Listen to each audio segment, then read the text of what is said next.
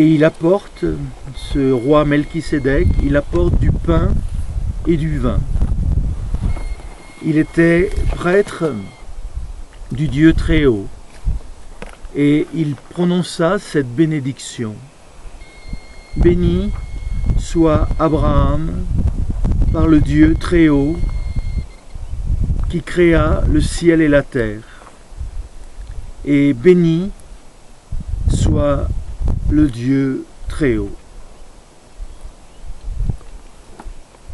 Melchisédek. On va en reparler dans la Bible à un seul autre moment. C'est dans l'Épître aux Hébreux. Dans l'Épître aux Hébreux, mais aussi dans les psaumes. On dit que le roi Messie est prêtre selon l'ordre de Melchisédek. Et que Jésus, qui est Yeshua, est prêtre selon l'ordre de Melchisédek. Donc pas selon l'ordre de Lévi. Je crois que c'est intéressant de rappeler que le Christ est prêtre. Et que le mot prêtre, encore une fois, qu'est-ce que ça veut dire? Le prêtre, c'est celui qui fait le pont. Le pont entre le ciel et la terre, entre le créé et l'incréé, entre le visible et l'invisible. Et comme le disait Dante, on est tous des souverains pontifes. C'est-à-dire qu'on a tous à faire le pont. C'est le pont entre les deux rives. La rive du temps, la rive de l'éternel. La rive du fini, la rive de l'infini. On est le lien. L'être humain, par sa nature, est prêtre. Il est pont. Comme le disent les dialogues avec l'ange, l'homme est un pont. C'est sa fonction. Et ce n'est pas seulement une fonction dans une institution, donc prêtre selon l'ordre de Lévi, dans l'institution de la tradition hébraïque, celui qui transmet la loi, les paroles que Moïse a reçues, mais c'est celui qui, par son être même, fait le pont, fait le lien. Donc l'être humain est un pont. Je crois que c'est aussi quelque chose d'intéressant à découvrir dans ce désert. C'est notre nature, ça fait des drôles de mots, notre nature pontificale. Bon, tout de suite on a des idées sur ce qu'est un pontife, sur ce qu'est un prêtre, mais on a oublié peut-être l'expérience de nouveau, qui est derrière le mot. Quand on dit qu'il est le prêtre, Melchisédek est prêtre du Dieu très haut, c'est-à-dire qu'il est ce lieu où le haut et le bas se touchent, justement, où le ciel et la terre se touchent. Et que ça aussi, c'est notre aventure. On a à faire le pont. Et je dirais, certains, on oublie ça. On oublie de faire le pont. On oublie qu'on a à tenir ensemble les deux rives, la matière et l'esprit. Que nous ne sommes pas que matière, que nous ne sommes pas qu'esprit. Nous ne sommes pas des purs esprits et nous ne sommes pas seulement des animaux ou de la matière. Nous sommes les deux. Nous avons à faire le lien entre les deux. Donc Melchisédek symbolise ce prêtre d'avant les institutions, ce prêtre d'avant les religions, ce prêtre au sens ontologique que chacun de nous a réalisé. Et ça aussi, c'est notre destin, c'est notre destinée, c'est notre programme. C'est ce qu'on est capable de faire. Et Abraham va reconnaître cela. Il va lui apporter la dîme, c'est-à-dire c'est comme une reconnaissance de supériorité ou d'antériorité. Et Melchisédek, sur les chemins des différentes spiritualités, va représenter la tradition primordiale. Il y a la tradition, les traditions. La tradition dont parle Guénon se rattacherait justement au roi et au prêtre Melchisédek. C'est-à-dire cette tradition qui est écrite en chacun de nous.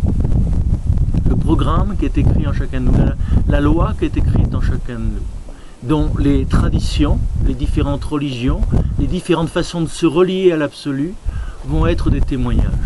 Mais il y a cette tradition antérieure, et que l'on peut retrouver lorsqu'on retrouve notre essence sacerdotale. C'est-à-dire qu'on retrouve qu'on est effectivement sur terre pour faire le lien avec le ciel, qu'on est dans la matière pour faire le lien avec l'esprit. Et encore une fois, ce qui fait le lien entre la matière et l'esprit, c'est le souffle.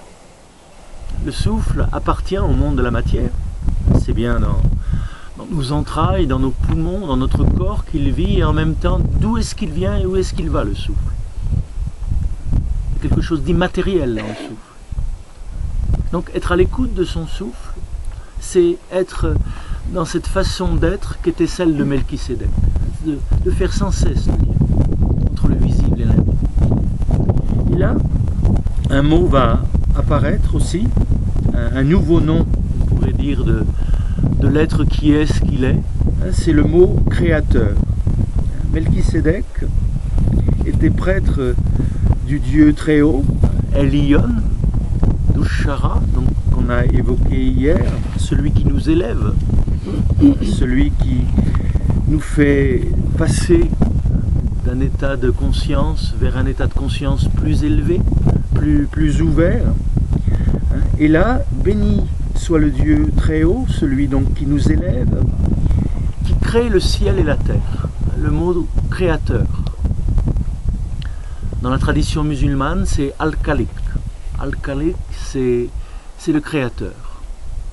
Qu'est-ce que ça veut dire, créateur? Qu'est-ce que ça veut dire être créé? Être créé, Bershit Bara Elohim, être créé, c'est être en relation.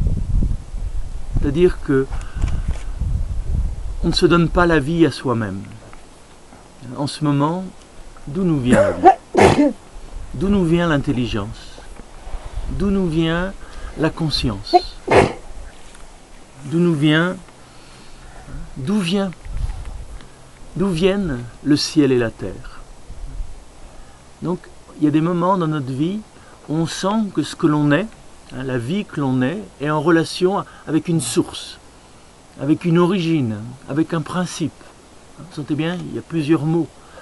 Et certains vont préférer le mot créateur, en ce sens où il y a l'indication d'une relation, une relation avec la source, une relation avec le principe. Se sentir créé, se sentir être une créature, c'est se sentir en relation avec la source. La vie, on ne se la crée pas soi-même, on ne se la donne pas à soi-même, mais elle nous est donnée.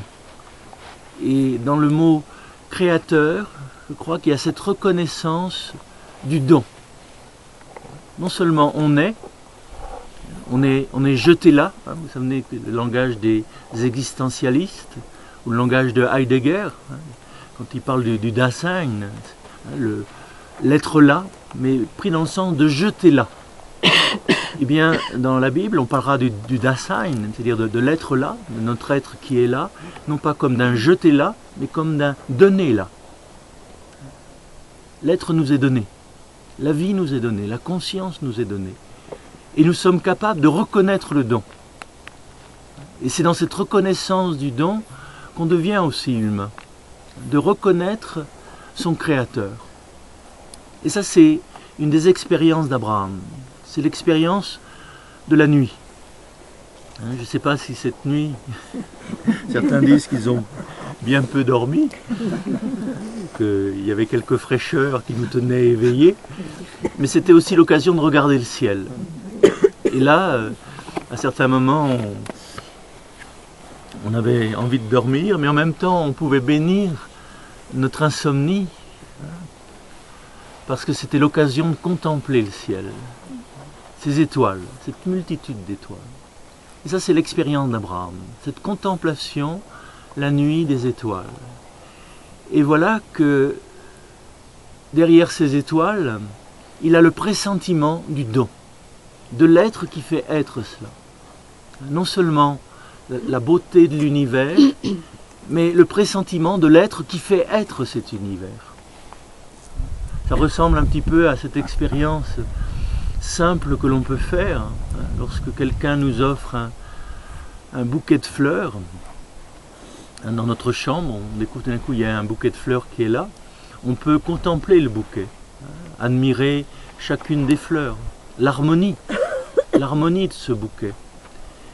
Mais on peut aussi se poser la question, qui nous l'a envoyé? Qui l'a posé là? Qui l'a déposé là? D'où est-ce qu'il vient? Et à ce moment-là, effectivement, non seulement on entre en contact avec les fleurs, avec leur beauté, avec leur harmonie, mais on entre en contact avec la main qui nous a donné ces fleurs. Et ce sont non seulement des fleurs, mais c'est aussi une présence. La présence et le parfum qui se mêle au parfum des fleurs de la personne qui nous l'a offert. Et c'est un autre bouquet. C'est ce qui arrive à Abraham. Ce bouquet d'étoiles, eh bien, il le contemple, il le respire, mais il a le pressentiment de la main, bon, c'est un anthropomorphisme, une façon de parler, de la main de l'être qui fait être tout cela. Donc non seulement il peut s'émerveiller, explorer l'univers, tout ce qu'il y a à découvrir, l'explorer d'une façon, on pourrait dire, scientifique, et analyser chaque chose, leur beauté, leur grandeur, leur mesure, mais il peut aussi avoir le pressentiment du don qui est derrière tout cela. Et à ce moment-là, éprouver non seulement de la connaissance, mais aussi de la reconnaissance. La connaissance biblique, je dirais, est non seulement une connaissance scientifique, analytique, mais c'est aussi une reconnaissance. La reconnaissance de l'être qui nous fait être. La reconnaissance du Créateur. Bon, il y a tout cela dans ce mot créateur, un bara, l'être qui fait exister. Et dans le mot bara, il y a aussi quelque chose qui est en lien avec l'accouchement. Il y a un être que l'on porte en soi et tout d'un coup, il est à l'extérieur. On pourrait dire que l'univers, c'est l'enfant de Dieu. Et cet enfant est à la fois l'expression de son intériorité. Et le lien qui va s'établir entre l'enfant et la mère, ce n'est pas simplement un lien de dépendance, mais ça peut être aussi un lien de choix. Là, on retrouve notre question de tout à l'heure. Je dirais, on n'a pas obligatoirement choisi sa mère, on n'a pas choisi d'être né, mais on est là. Il peut y avoir un lien de dépendance avec ce qui nous a mis au monde, mais il peut y avoir aussi un lien d'amitié, un lien de relation.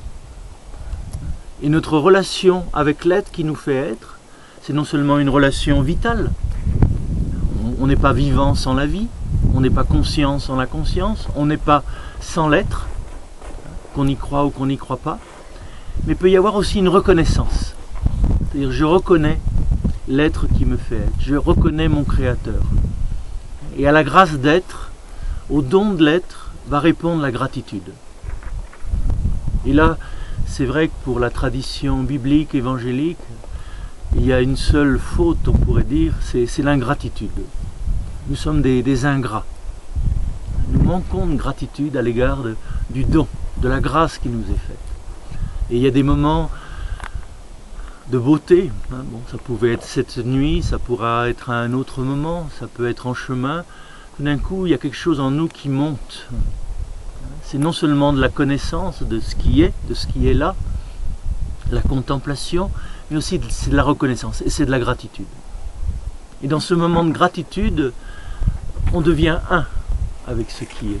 Il y a une qualité d'union avec ce qui est. Non seulement on est là, mais on est consciemment là. On est gracieusement là. Il y a quelque chose d'autre là qui s'établit. Donc l'expérience d'Abraham, l'expérience de Melchisédek, l'expérience de l'univers, l'expérience du ciel et de la terre. Et là aussi, il y a ce rappel que le soleil n'est pas l'absolu, que la terre n'est pas un absolu, que le ciel n'est pas un absolu. Ce sont des manifestations de l'absolu. Ce qui va nous permettre à la fois de ne pas être idolâtre, de ne pas faire un absolu du relatif. Le ciel et la terre passeront. Il y a eu un commencement, il y a une fin. La terre n'est pas éternelle. Elle a commencé, elle finira. Hein. Bon, on ne va pas revenir au Big Bang et à l'infini qui est avant cela.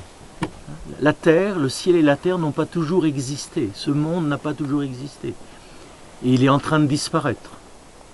Non seulement à cause, je dirais, de notre comportement sur cette terre, hein, mais c'est la loi de l'entropie.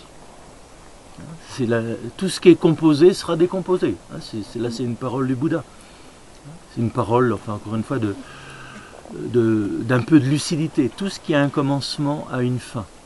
Et le monde, tel que nous le voyons, est en train de se décomposer. Notre système solaire, bon, vous me direz, il y a encore peut-être quelques millions d'années, mais on est dans le temps. Et ça passe, ça se transforme.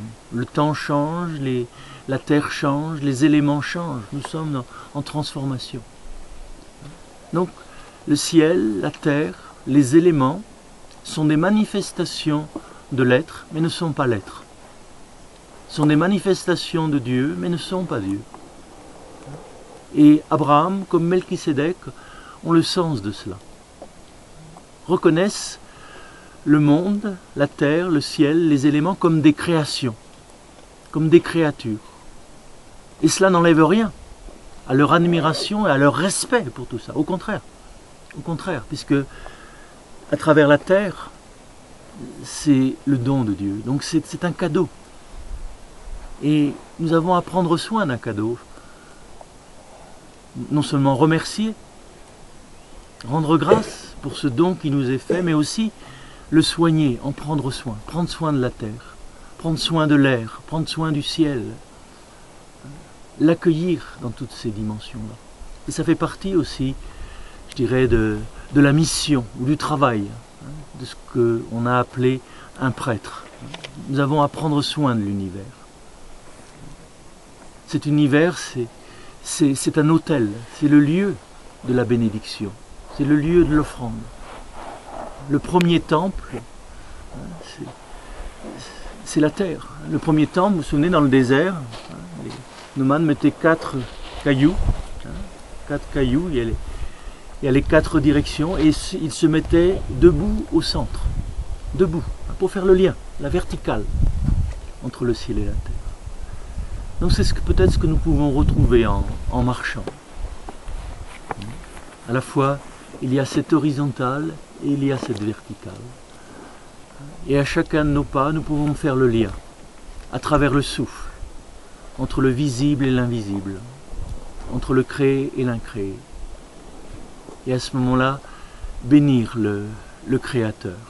Non seulement s'émerveiller de la création, de l'immensité, de la clarté du jour, mais aussi de la présence qui fait être tout cela. Et cette présence qui fait être tout et qui nous fait être, nous en souvenir aussi dans les moments de fatigue. Et d'appeler son énergie, d'appeler sa baraka, d'appeler cette force dont on a sans cesse besoin pour avancer. Et là, on accomplit Manat, notre destinée, notre destin. On accomplit, je dirais, on découvre ce qui est écrit en nous. Les écritures saintes, les écritures sacrées, le code génétique, nos possibilités, nos capacités. Et en même temps, toutes ces capacités, on les remet entre le ciel et la terre. L'homme, c'est ce qui fait le lien, c'est ce qui fait le pont. Et dans cette attitude, accueillir la présence, le souffle qui fait être toute chose, avec gratitude. Simplement, mettre un pied l'un devant l'autre,